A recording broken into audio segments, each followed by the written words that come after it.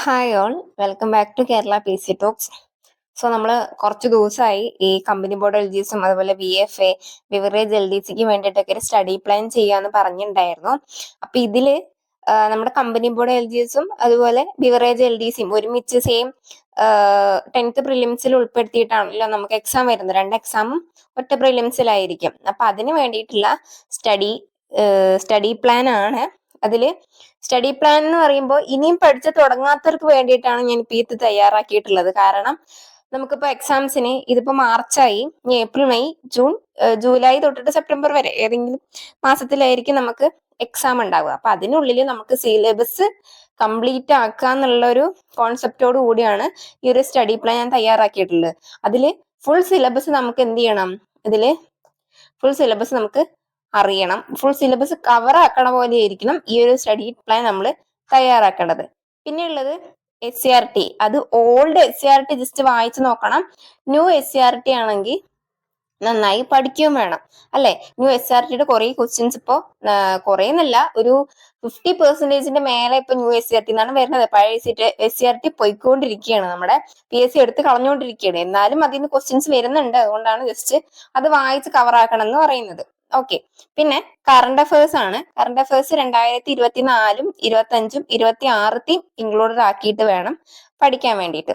പിന്നെ ഉള്ളത് നമ്മുടെ സ്റ്റഡി പ്ലാനിൽ റിപ്പീറ്റ് റിവിഷൻ ആണ് വരുന്നത്. റിവിഷൻ ചെയ്യാണ്ട് നമ്മുടെ എന്ത് ചെയ്യാൻ പറ്റില്ല, നമുക്ക് എക്സാമിന് പോയിട്ട് ഓരോ ക്വസ്റ്റ്യൻസും അറ്റൻഡ് ചെയ്യാൻ പറ്റില്ല. റിവിഷൻ ആണ് മെയിൻ ആയിട്ടുള്ള കാര്യം. അപ്പൊ നമുക്ക് റിവിഷന് വേണ്ടിയിട്ട് ഒരു ദിവസം, ആഴ്ചയിൽ ഒരു ദിവസം, അല്ലെങ്കിൽ ഈ പറഞ്ഞ പോലെ 1, 4, 7 എന്നുള്ളൊരു ഇതില് ആ ഒരു സ്ട്രാറ്റജിയിൽ റിവിഷൻ ചെയ്യുകയാണെങ്കിൽ അങ്ങനെ ചെയ്യണവർക്ക് അങ്ങനെ ചെയ്യാം. അല്ല വീക്കിലി ലാസ്റ്റ് ശനി ഞായറും റിവിഷൻ ചെയ്യുന്നവർക്ക് അങ്ങനെ ചെയ്യാം.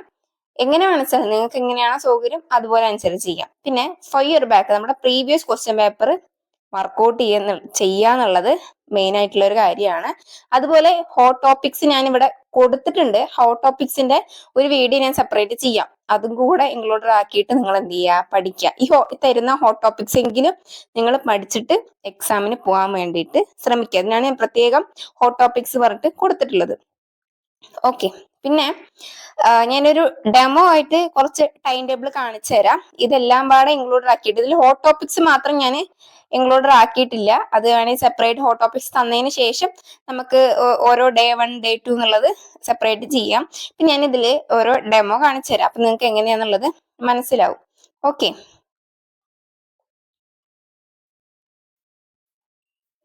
നമുക്ക് ഇപ്പൊ 10th പ്രിലിംസിന്റെ സ്റ്റഡി പ്ലാന് നമുക്ക് ഡേ 1 നോക്കാം. ഡേ 1ലെ ടൈം ടേബിൾ ആണ്. ലഘുഗണിതം, അതായത് മാത്സില് ലസാഗു ഉസാഗ എന്നുള്ള ടോപ്പിക്കാണ് എടുത്തിട്ടുള്ളത്. ലസാഗു ഉസാഗ ആ ഒരു ടോപ്പിക്ക് ഒരു ദിവസം കൊണ്ട്, നമ്മൾ ഫസ്റ്റ് ദിവസം തന്നെ കുറെ ടോപ്പിക് ഇരുന്ന് ഒരു 5-6 ടോപ്പിക്ക് കവർ ആക്കണം എന്ന് പറഞ്ഞു കഴിഞ്ഞാൽ നമ്മളെ കൊണ്ട് പറ്റില്ല. അപ്പോൾ കുറച്ച് ടോപ്പിക്ക് എടുത്തിട്ട് ഡേ 1ല് നമുക്കിപ്പോ ഡേ 1 തിങ്കളാഴ്ചയാണെന്ന് കണക്ക് കൂട്ടിയിട്ട്, ഡേ 1 മൺഡേ ആണെന്നുള്ളത് കണക്ക് കൂട്ടിയിട്ട് എന്ത് ചെയ്യുക, നിങ്ങള് തിങ്കളാഴ്ച തൊട്ടിട്ട് പഠിച്ചു തുടങ്ങുക. ഓക്കെ. പിന്നെ കേരളം അടിസ്ഥാന വിവരങ്ങളാണ് അടുത്ത ടോപ്പിക്ക്. പിന്നെ ന്യൂ SRT 5th 5ാം ക്ലാസ്സിലെ സോഷ്യൽ സയൻസിലെ ചാപ്റ്റർ 1 ആണ് പീലിയുടെ ഗ്രാമം. ഇത് ഈ ചെറിയൊരു തൊണ്ടായതും ജലദോഷമൊക്കെ ഉണ്ട് കേട്ടോ, അതാണ് സോറി. പീലിയുടെ ഗ്രാമമാണ് ആദ്യത്തെ ചാപ്റ്റർ എടുത്തിരിക്കുന്നത്. ചെറിയൊരു ചാപ്റ്റർ ആണ്, എന്നാൽ കുഴപ്പമില്ല, ആദ്യത്തെ ദിവസം ആയതുകൊണ്ട് ആ ഒരു ചാപ്റ്റർ നമുക്ക് മതി.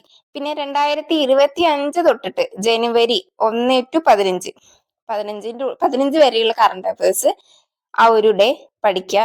എത്രയാണ് നിങ്ങൾക്ക്, ഞാനിപ്പോ ജസ്റ്റ് ഇവിടെ 1 to 15 എന്നുള്ള ഒരു ഡെമോക്ക് വേണ്ടിയിട്ട് ഇട്ടതാണ്. നിങ്ങൾക്ക് ചിലപ്പോൾ 5 ദിവസത്തെ പഠിക്കാനാണ് താല്പര്യം എന്ന് വെച്ച് കഴിഞ്ഞാൽ 5 ദിവസത്തെ പഠിക്കാം.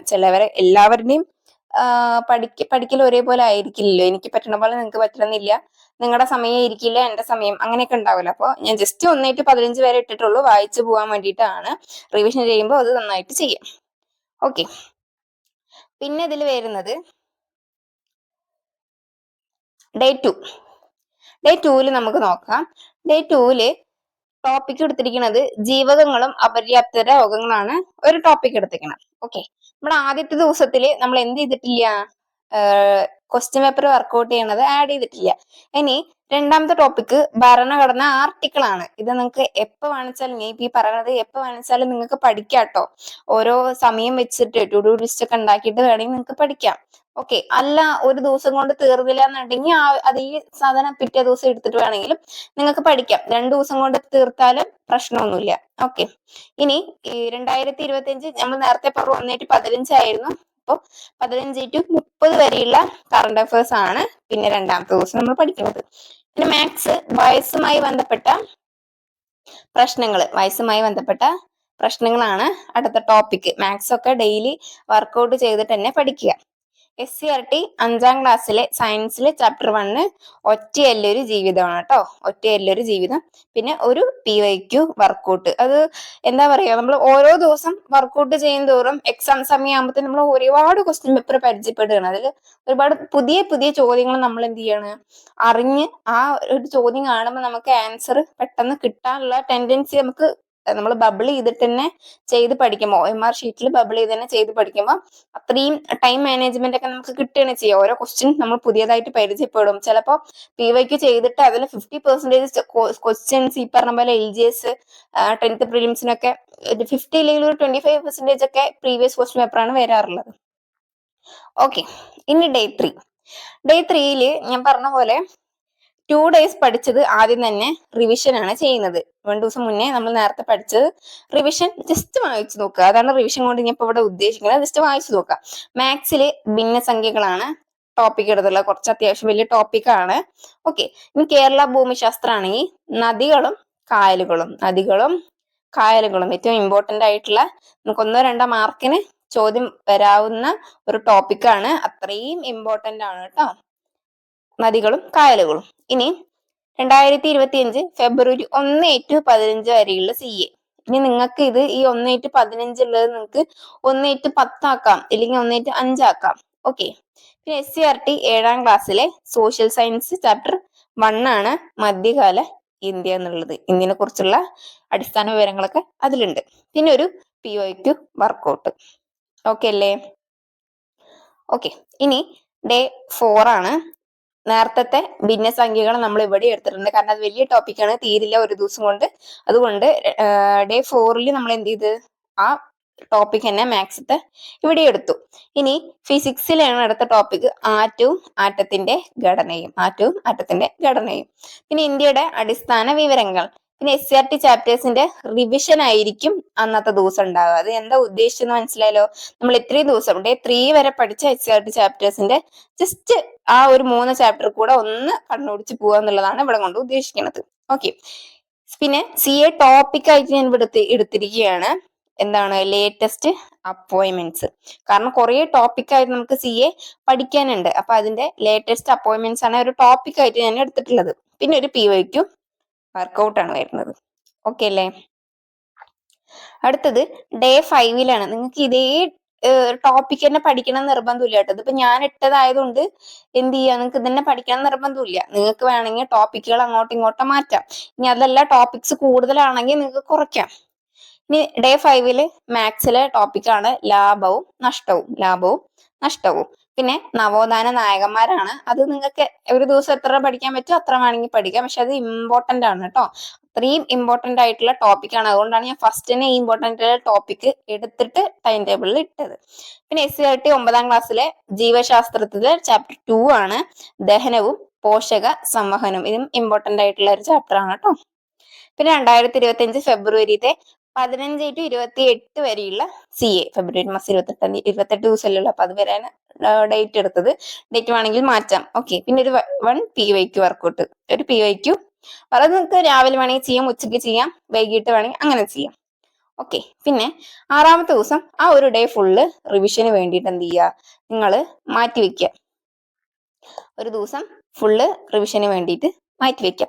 പിന്നെ സൺഡേ ആണ്. ആ സൺഡേ നിങ്ങൾക്ക് എന്ത് ചെയ്യാം, ഒന്നല്ലെങ്കിൽ പഠിക്കാത്തവർക്കാണെങ്കിൽ ചിലപ്പോൾ ചിലവര് എന്ത് ചെയ്യാം, മാത്സിന് വേണ്ടി മാത്രം മാറ്റിവെക്കുന്നവരുണ്ട്. അല്ലെങ്കിൽ ഞാൻ ഇപ്പൊ ഇതിൽ ഉദ്ദേശിക്കുന്നത് LDC നമുക്ക് വരുന്നുണ്ടല്ലോ, LDCക്ക് വേണ്ടിയിട്ട് ഈ പറഞ്ഞ മലയാളം, ഇംഗ്ലീഷും മാത്സും LDCക്ക് വേണ്ടിയിട്ടുള്ള ഒരു ദിവസം സൺഡേ മാത്രം LDCക്ക് വേണ്ടി മാറ്റിവെക്കുകയാണ്. കാരണം നമ്മൾ ഇപ്പോഴേ പഠിച്ചു തുടങ്ങിയാലാണ് ഈ പറഞ്ഞ മലയാളം, ഇംഗ്ലീഷും നമുക്ക് എന്തായാലും ഒഴിച്ചുകൂടാൻ പറ്റാത്തതാണ്. അതിന് വേണ്ടിയിട്ട് ഞാൻ ഈ ഒരു സൺഡേ മാറ്റിവെക്കുകയാണ്. ഞാൻ ഞാൻ കൂടെ പഠിക്കുന്ന ടൈം ടേബിൾ ആയതുകൊണ്ടാണ് ഈ സൺഡേ ഞാൻ മാറ്റി വെച്ചത്. കാരണം ഇപ്പൊ ഈ ഏജ് ബാർ കൂട്ടിയവർക്ക് LDCക്ക് വേണ്ടി പഠിക്കണമല്ലോ, LGസിനും വേണം LDCക്കും വേണം. അപ്പൊ അതിന് വേണ്ടിയിട്ട് സൺഡേ ആ ഒരു LDCക്ക് വേണ്ടി മാത്രം മാറ്റി വയ്ക്കുകയാണ്. പിന്നെ വീണ്ടും നമ്മൾ ഈ ഒന്നേന്നുള്ളത് സ്റ്റാർട്ട് ചെയ്യും.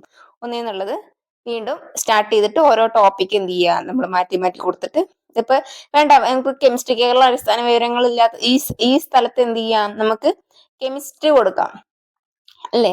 പിന്നെ എക്സാക്ട് ചാപ്റ്റർ മാറ്റാം, സ്റ്റാൻഡേർഡ് മാറ്റാം, 7ാം ക്ലാസ് അല്ലെങ്കിൽ 6ാം ക്ലാസ് 8ാം ക്ലാസ് ഒക്കെ ആക്കാം. അങ്ങനെ ഓരോരോ ചാപ്റ്റർ പഠിക്കാം. പിന്നെ കുഞ്ഞു കുഞ്ഞു ചാപ്റ്റർ ആണെങ്കിൽ എന്ത് ചെയ്യാം, ഒരെണ്ണം കൂടി ആഡ് ചെയ്ത് കൊടുക്കാം, 2 ചാപ്റ്റർ ആക്കുക.